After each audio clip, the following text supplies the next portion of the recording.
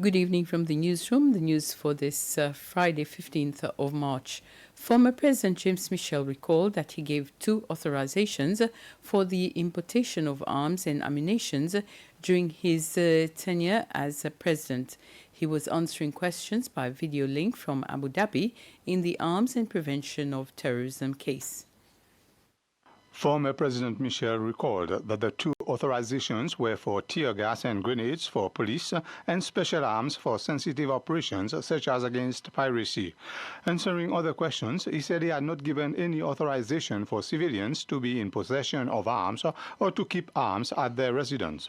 He was presented with other documents linked to the importation of arms, which he said he could not recall seeing them before.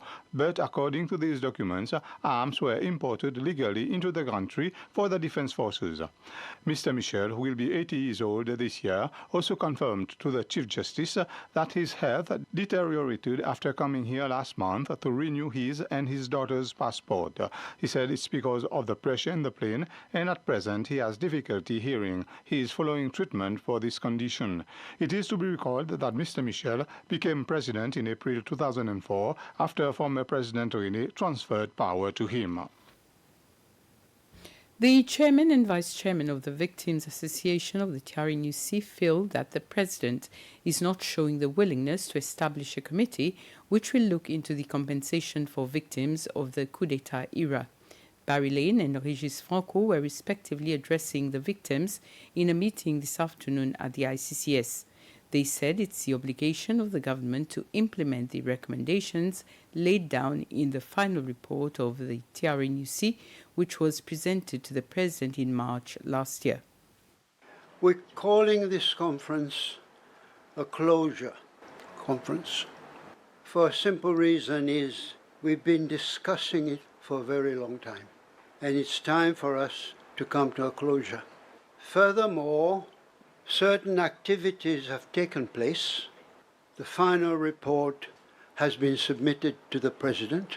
He has certain duties to carry out by law. So we're now approaching the end of this long process. The law says we have to be paid compensation. It's all written in the final report. The President is tasked with the job to go and do it. The incoming government inherits the outgoing government's debt. We come down to the very fundamental question. Who funded the coup d'etat? Who paid the perpetrators to commit crimes? The state, of course. The taxpayers' money.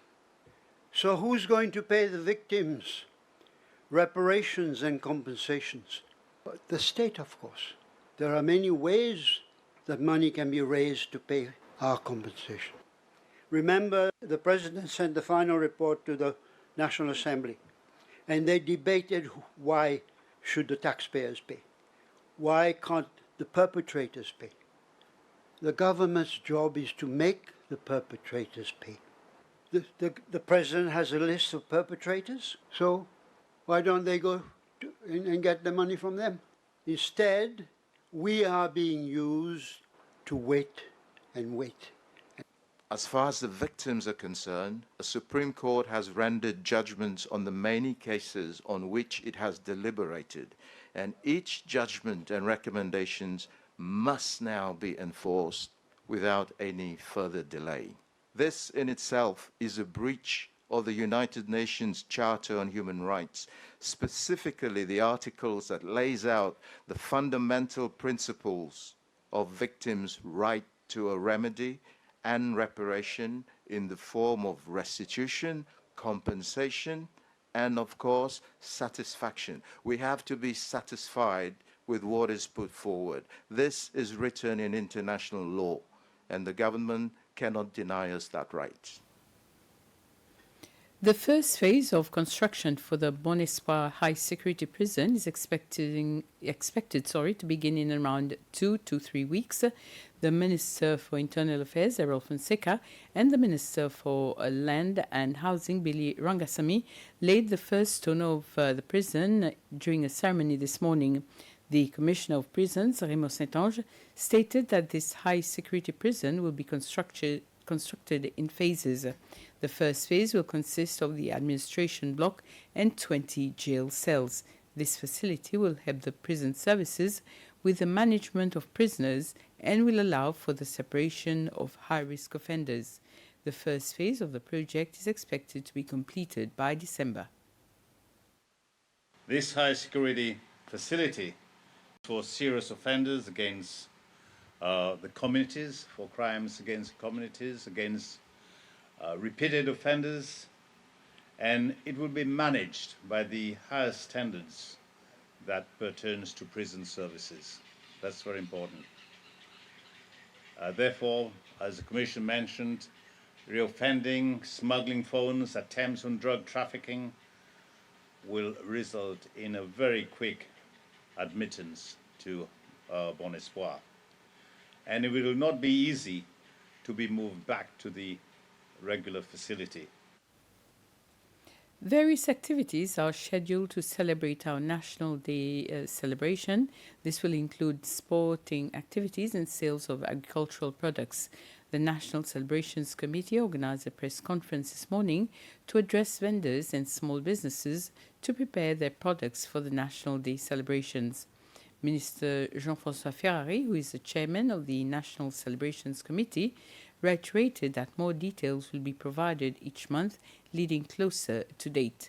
Budget has been set at 6 million rupees, some of which will be from sponsors. After being questioned about the length of the route for the military parade, Minister Ferrari said that this can be considered, but will have to be discussed with the committee first and get the view of the defense forces. The parks and gardens...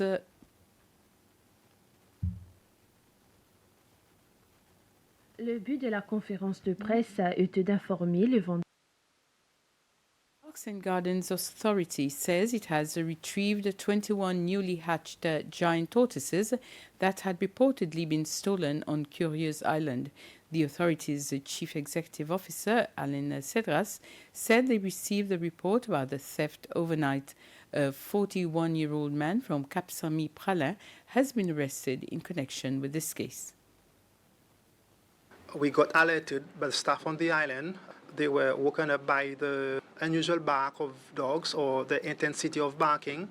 So they went to check out what was going on. So they've noticed somebody around the nursery area, and they tried to apprehend to see, because there's no other person to go at the nursery at this time, at this hour.